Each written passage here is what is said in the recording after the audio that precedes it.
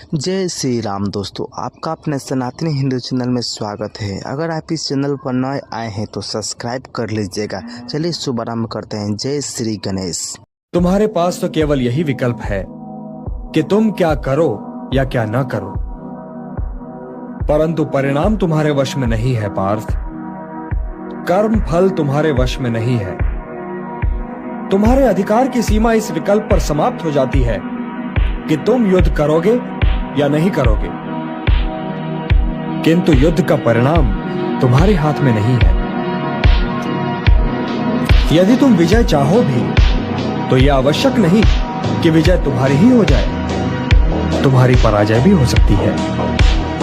किंतु यदि तुम विजय से मोहित नहीं होगे तो पराजय से भी नहीं घबराओगे।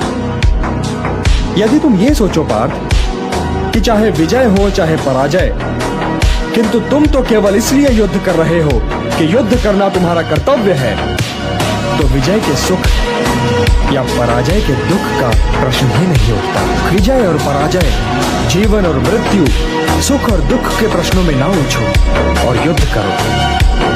यदि इस युद्ध में तुम्हारी विजय हुई तो पृथ्वी का राज्य और यश भोगोगे, और यदि वीर गति को प्राप्त हुए तब भी यश के साथ साथ स्वर्ग पाओगे। इसलिए हे कौन्तेय, उठो, सुख दुख, लाभ हानि, जय पराजय सबको समान समझो और युद्ध करो, कि यही तुम्हारा क्षत्रिय कर्तव्य भी है और मानव धर्म भी। और जो न विजय से सुखी हो और न पराजय से दुखी, वही स्थित प्रज्ञ है। यही कर्म योग है। तुम सर्वश्रेष्ठ धनुर्धर हो, परंतु यदि तुम्हारा आखेट तनिक भी इधर से उधर हो जाए तो तुम चूक जाओगे। तुम्हारा अधिकार तुम्हारे वाण संधान पर है, तुम्हारा अधिकार तुम्हारी दृष्टि पर है, परंतु उस मृग पर तुम्हारा कोई अधिकार नहीं जिसकी ओर तुम वाण चला रहे हो। हे धनंजय, सत्पुरुष कभी अपने अधिकारों की सीमा का उल्लंघन नहीं करते। अर्थात अपने कर्म में स्थिर रहो पार्थ, स्थिर रहो, क्योंकि कर्म की कुशलता का ही नाम योग है। मेरा हाथ तो अब भी करंडी की ओर नहीं बढ़ रहा है केशव। मेरी समझ में तो अब भी ये नहीं आ रहा है कि इस युद्ध से लाभ क्या होगा। तुम ये निर्णय केवल इसलिए नहीं ले पा रहे हो पार्थ कि तुम इस क्षण को केवल व्यक्तिगत लाभ और व्यक्तिगत हानि के तुला में तोल रहे हो। यही तो मोह का बंधन है पार्थ, यही तो तुम्हारे शोक की जड़ है। और इसीलिए तुम्हारा ये कायर, पलाय और कलंक में डुबोने वाला शोक न तुम्हारे हित में है और न ही समाज के हित में। यह शोक न वर्तमान के लिए शुभ है और न ही भविष्य के लिए। लाभ और हानि की इस कामना में न भटको पार्थ, न भटको। केवल कर्म करो, कर्म।